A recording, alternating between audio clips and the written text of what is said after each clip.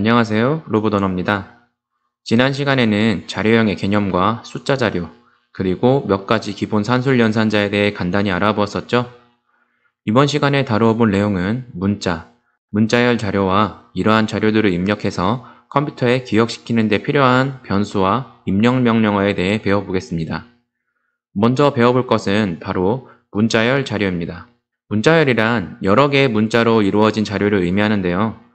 파이썬의 특성상 문자 하나나 문자 여러 개나 모두 문자열로 다루기 때문에 앞으로 언급할 때는 문자열이라고 부르도록 하겠습니다.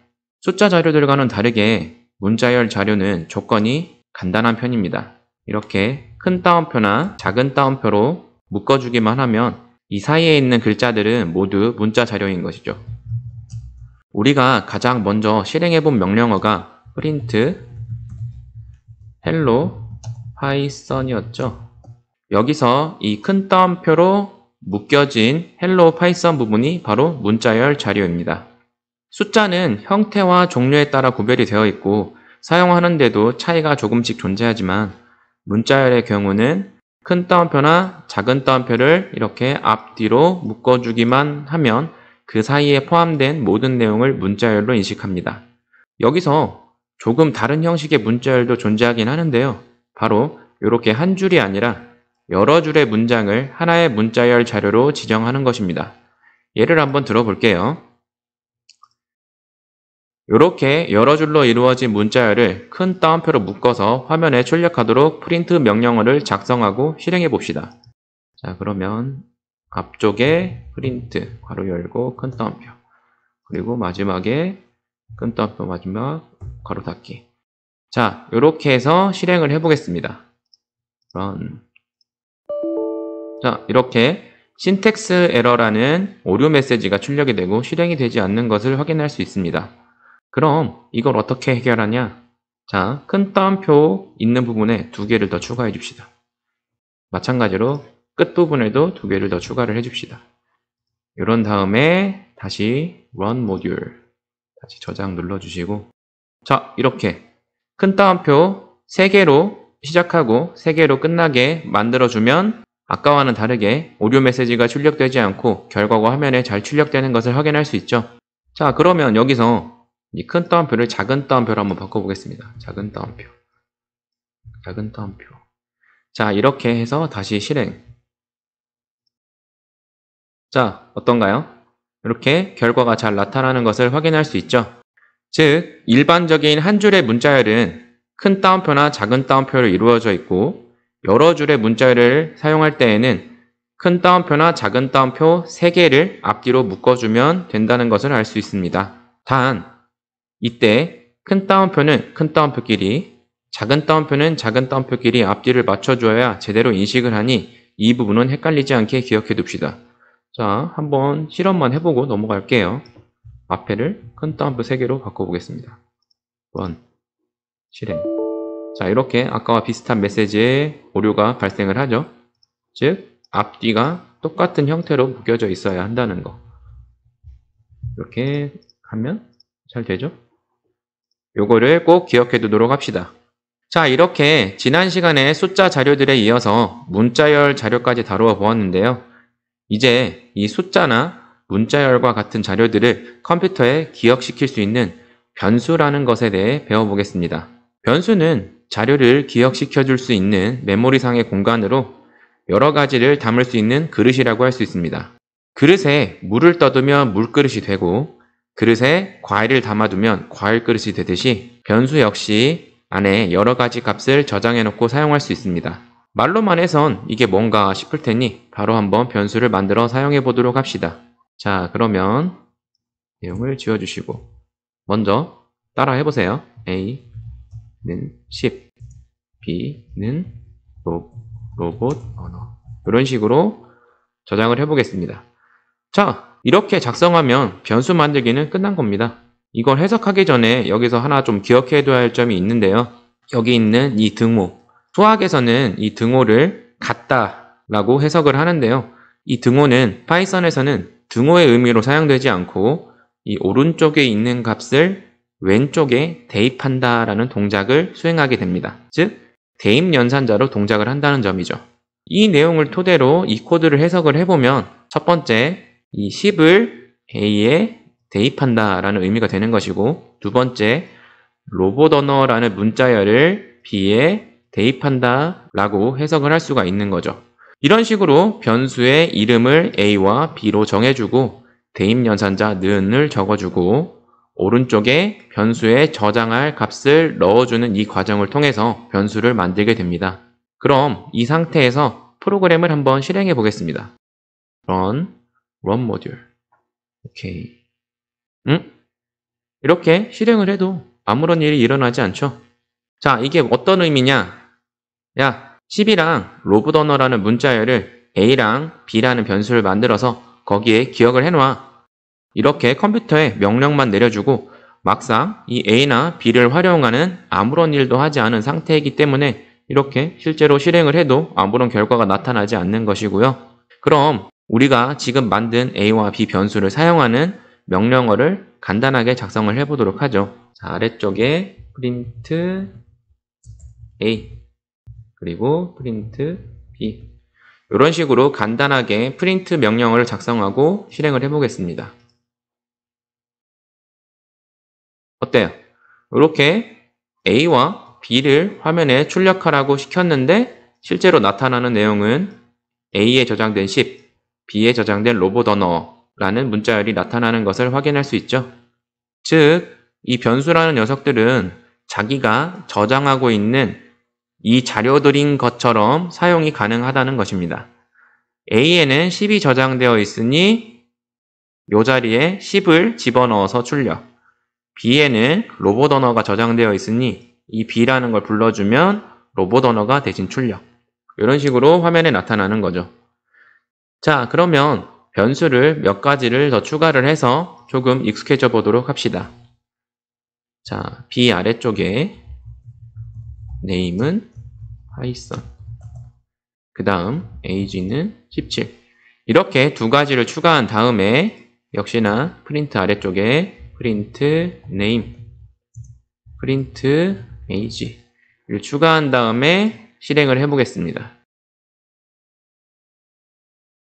어때요? 이전에 했던 것과 동일한 결과를 출력을 하죠. name에는 파이썬이 저장되어 있어서 name을 출력했을 때 파이썬이 나타나고 age에는 17이 저장되었고 이 age라는 변수를 출력해보니까 17이라는 결과가 나타납니다. 그러면 여기서 조금 응용을 해서 조금 다른 방식으로 출력을 한번 해보도록 합시다. 자, 요 아래쪽에 있는 내용을 두 줄을 지워주시고 위에 있는 요 a를 지워주시고 먼저 a 플러스 ag라는 항목으로 출력을 해보고 다음 아래쪽에는 b를 지우고 name 플러스 b라는 내용으로 출력을 해봅시다. 그러면 이제 실행. 자, 어떤 식으로 수행이 된 걸까요? 지금 여기를 살펴보시면 a는 10, ag는 17 이렇게 a와 ag가 더해진 값 27이 나타나는 것을 확인할 수 있고 name에다가 b를 더하기. 근데 name은 글자 그리고 b도 글자 이렇게 문자열 자료들로 이루어져 있는데 더하기를 해주니까 파이썬 다음에 로봇 언어가 이렇게 이어져서 나타나는 것을 확인할 수 있습니다. 이런 식으로 변수 역시도 안에 들어있는 숫자를 더하거나 빼거나 하는 연산이 가능하고 문자열의 경우에는 더하기를 이용해 합쳐서 출력한다는 점을 기억해 두시고요. 그럼 이번에는 변수라는 게 왜 이름이 변수인지를 한번 알아보도록 하겠습니다. 자, 위쪽에 A와 B를 남겨두시고 아래쪽에 있는 name age는 삭제, 그리고 아래쪽에 있는 print도 일단은 삭제해 주시고 새로 작성을 해보겠습니다. print A와 print B를 작성을 해주시고 여기 아래에다가 한 번 더 A와 B에 대해서 값을 지정을 해볼 텐데요. A는 변수값 바꿔보기 이렇게 두 줄 문자열을 입력을 해주시고 B는 3.15 이런 식으로 입력을 한 다음에 아래쪽에 프린트를 한번 더 해보겠습니다. print A, print B 그리고 실행. 지금 확인을 해보면 자, 처음에 A와 B를 10과 로봇 언어로 지정을 해주었는데 10과 로봇 언어 정상적으로 바로 출력이 됐고요. 이어서 A와 B에 입력되는 거를 다시 한번 변수값 바꿔보기라는 두 줄 문자열로 입력을 해주고 B에는 3.25라는 실수값으로 입력을 해주었습니다. 그렇게 되고 나서 프린트 A와 B를 하니까 여기 보시면 변수값 바꿔보기 그리고 3.15 이렇게 바뀐 내용이 출력이 되는 걸 확인할 수가 있어요. 이렇게 변수라는 거는 처음에 입력된 값이 존재하다가도 중간에 어떠한 이유로 값이 바뀌게 되면 그 새로운 값으로 값이 바뀌어지는 것을 확인할 수가 있습니다. 그럼 여기서 조금 더 나가서 변수에 변수를 대입하면 무슨 일이 생기는지 한번 알아보도록 하겠습니다. 전체 내용을 지워주시고요. 먼저 첫 번째 변수 num1은 3.5로 지정을 해주시고 두 번째 변수는 num2는 2 이렇게 지정을 해주시고 세 번째 num3이란 변수도 만들어서 이번에는 여기에 num1과 2를 더하기를 지정을 해주시고 네 번째 num4는 num3에서 곱하기 num2를 한번 해보도록 하겠습니다. 이렇게 해서 이 네 가지를 출력을 해볼 텐데요. 프린트를 사용을 해주고 이번에는 조금 다른 형태로 여러 개를 한 번에 프린트하는 걸 해보겠습니다. num1, num2, num3, num4 이렇게 프린트는 여러 개의 항목을 동시에 출력을 할 수도 있는데요. 사이사이마다 이렇게 큰 따옴표를 찍어주시면 여러 개의 항목이 차례대로 나타나게 됩니다. 자, 이렇게 실행을 해보겠습니다. F 확인. 자, 이렇게 4개의 결과가 한 줄에 차례대로 나타나는 것을 확인할 수 있죠. 결과 내용을 살펴보자면 첫 번째와 두 번째 num1과 num2였죠. num1과 num2는 정상적으로 3.5와 2가 출력이 된 걸 확인할 수가 있고요. num3의 경우 num1에다가 2를 더한 값인데 num1에 3.5가 있었고 거기에 2를 더했기 때문에 5.5라는 값이 출력되는 걸 확인할 수 있고요. num4의 경우에는 num3에다가 num2를 곱한 결과를 저장을 하는데 num3은 방금 전 확인했던 5.5 그리고 곱하기 2를 했기 때문에 보시면 11.0 5.5 곱하기 2가 동작을 한 결과가 num4에 저장된 것을 확인할 수가 있습니다.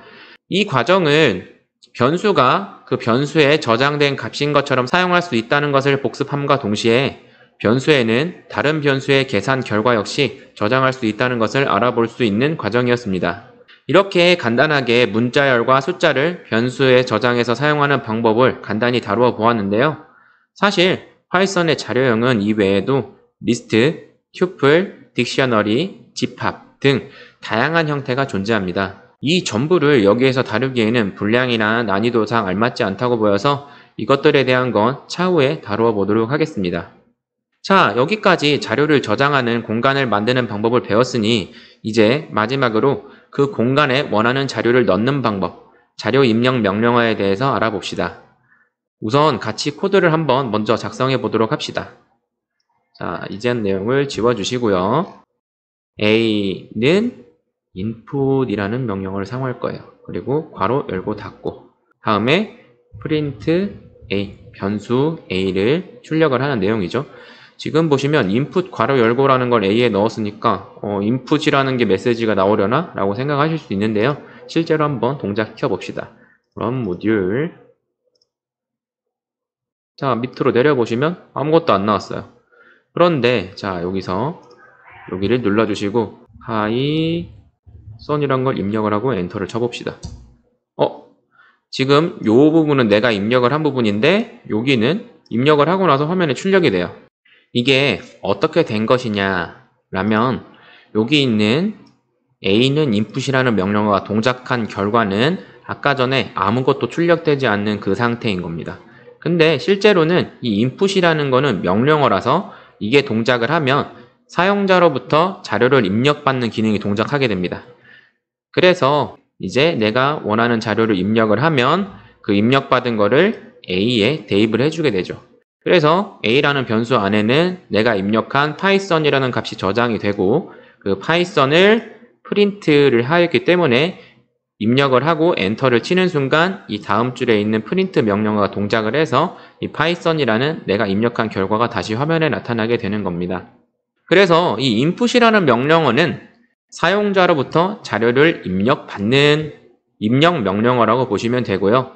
대신에 여기서 기억을 좀 해둬야 될 부분은 인풋을 받고 나서 이렇게 어딘가에 저장하는 동작을 하지 않으면 컴퓨터는 이거를 어디에 기억해 놓지 않고 그냥 지나가 버리기 때문에 아무 일도 없던 것처럼 되는 겁니다. 그래서 반드시 이렇게 인풋을 할 때에는 앞쪽에 변수를 만들어 주면서 입력받은 자료를 어딘가에 기억을 시킨 다음에 이렇게 뭐 프린트를 한다던가 계산을 한다던가 하는데 사용을 해야 됩니다. 이 점을 꼭 기억해 두세요. 자, 그럼 이런 input이란 명령어에 대해서 간단하게 알아보았으니 몇 가지 실습을 통해서 좀 더 알아보도록 하겠습니다.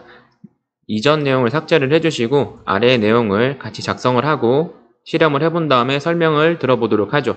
먼저 변수 str1에다가 인풋을 한번 시켜보겠습니다. 자, 그리고 str2라는 녀석에 또 인풋을 시키는데 이번에는 조금 다르게 이 괄호 안에 입력해 주세요. 땡땡을 해주시고 괄호 닫고 추가하시고요. num1이란 걸 만들어서 input 하고 요번에도 숫자 1 땡땡 해주시고 다음 num2라고 해주시고 put 숫자 2 땡땡 해주시고 이렇게 한 다음에 이제 input이란 게 4번 동작을 하면서 str1, str2, num1, num2 이 4개의 변수에 값을 저장을 하게 될 건데요.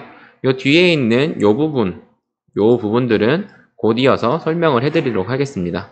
그러면 이제 입력된 str1, str2, num1, num2 이 4개 변수를 출력을 해볼 텐데요. 먼저 print 자열 1 땡땡 한 다음에 역시나 콤마를 찍어서 한 줄에 출력을 해보도록 하죠. 자, 그 다음 print 문자열 2 땡땡 str2 다음은 이제 숫자죠. 숫자는 조금 이어서 더하기를 이렇게 해주시고 num1과 num2를 더하는 거를 출력해 보도록 하겠습니다. 자, 지금 여기 들어있는 문자열은 어떻게 되는지 실제로 실행을 해본 다음에 알아볼 거고 print str1, print str2, 그리고 print num1, num2 이렇게 입력받은 문자열과 숫자로 예상되는 녀석들을 출력을 해보고 있습니다. 그럼 실행을 해보도록 할게요. 확인. 이렇게 역시나 첫 번째인 input 때문에 아무런 내용이 보이지 않는 상태로 빈칸만 나타나는데요. 여기다가 안녕하세요 라고 출력을 해보겠습니다. 그리고 나니까 두 번째 인풋이 동작을 하는데 이 내용이 프린트를 하지 않았는데도 이렇게 화면에 나타나는 걸 확인할 수 있어요. 즉, 이 인풋의 괄호 안에 들어있는 내용은 이 프로그램을 쓰는 사람에게 어떤 걸 보여주고 입력을 받도록 해주는 영역인데요. 그래서 여기 안에는 이런 식으로 질문 내용을 보통 입력을 해줘서 어떤 내용을 입력받을지에 대한 정보를 주는데 사용을 합니다. 그래서 이렇게 질문이 나타나고요. 이 오른쪽에다가 반갑습니다 라고 입력을 하고 엔터를 쳐보겠습니다. 자, 이렇게 하니까 다음 인풋인 숫자 1, num1에 저장되는 숫자 1을 인풋 받고 있죠. 그래, 숫자 1은 10. 그 다음 숫자 2, 마지막이죠. 숫자 2, 20을 저장을 하고요. 그러면 안녕하세요. 반갑습니다. 그리고 숫자 1 더하기 숫자 2는 1020. 자, 보시면 이 두 줄은 정상 동작을 한 걸 확인할 수가 있어요. str1, str2 정상 동작을 했는데 세 번째, 이 프린트 세 번째 것 숫자 1과 2를 더해서 이렇게 계산한 결과를 출력을 해야 되는데 10과 20을 더하면 30이 나와야 되는데 지금 보시면 1020, 1020이라는 숫자가 나타났죠. 이렇게 1020이라는 숫자가 나타나는 이유는 무엇이냐면 input이라는 명령어의 특징 때문이라고 할 수 있습니다. 이 input이라는 명령어는 사용자가 입력하는 자료를 기억하는 데 사용이 되는데요. 입력을 받을 때 그 자료의 형태를 무조건 문자열의 형태로 입력을 받아서 기억을 하기 때문에 그래서 내가 어떤 숫자를 입력하더라도 실제로 10이라고 내가 입력을 하더라도 여기에 저장되는 값은 10이 아니라 1과 0으로 이루어진 문자열로 저장이 된다는 겁니다. 그래서 우리가 여기 이 부분에서 숫자 1, 숫자 2를 10과 20이라고 입력을 했더라도 이 input이라는 명령어 특징상 10과 20이 아닌 10, 20이 각각 num1과 num2에 저장이 돼서 이 두 다기를 합치게 되면 숫자 10과 20의 더하기 연산이 아니라 문자 10, 문자 20에 이어붙인 형태가 나타나서 1020이라는 이러한 형태로 결과가 출력되게 됩니다. 그러면 숫자는 입력을 하지 못하나요? 라는 의문이 들 수 있는데요. 숫자를 입력받을 때에는 한 가지 추가적인 단계가 필요합니다. 자, 따라 해봅시다. 여기 기존의 자료를 그대로 두시고 요 앞에다가 int라고 int라고 적어주신 다음에 괄호를 열기를 해줍니다. 그리고 맨 마지막에 괄호를 닫기를 추가해 주시고요. 이렇게 int 괄호가 input을 감싼 형태로 이루어집니다. 마찬가지로 바로 아래쪽에 있는 것도 int라고 써주시고 괄호 열고 괄호 닫고 이런 식으로 작성을 해주시고 다시 한번 실행을 해보도록 하겠습니다. 자, 마찬가지로 첫 번째 질문이 입력되지 않죠. 똑같이 안녕하세요 입력을 해주시고요. 그 다음 반갑습니다 라고 입력을 해주시고 다음은 10, 그 다음은 20 엔터를 치면 자, 문자열 1, 2는 동일하고요. 마지막 세 번째 printf 숫자 1 더하기 숫자 2의 결과가 30으로 우리가 원한 대로 10과 20의 합계가 나타나는 것을 확인할 수가 있죠. 이런 식으로 입력을 받을 때 문자열로 입력이 기본적으로 정해져 있는데 그게 아니라 숫자를 입력받고 싶다, 정수를 입력받고 싶다 이런 경우에는 이렇게 input을 int로 감싸주는 부분이 필요하고요. 만약에 정수가 아니라 입력받는 자료가 실수라면 이 부분을 float 라고 입력을 해주시고 똑같이 나머지 부분을 작성을 해주시면 입력받는 자료를 실수로 변경을 해서 여기에 저장을 할 수가 있어요.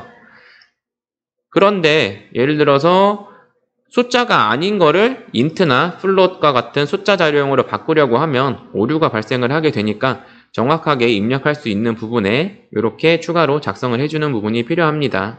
자, 이런 식으로 이번 시간에는 이렇게 문자열 자료형을 다루는 간단한 방법과 변수를 만들고 사용하는 방법 그리고 자료를 입력받아 저장하는 input 명령어에 대해 알아보았는데요.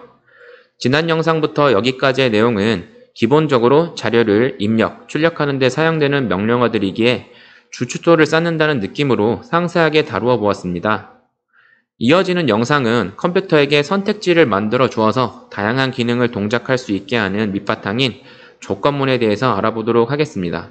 지금까지 영상 시청해 주셔서 감사하고요. 다음 영상에서 뵙도록 하겠습니다. 안녕히 계세요.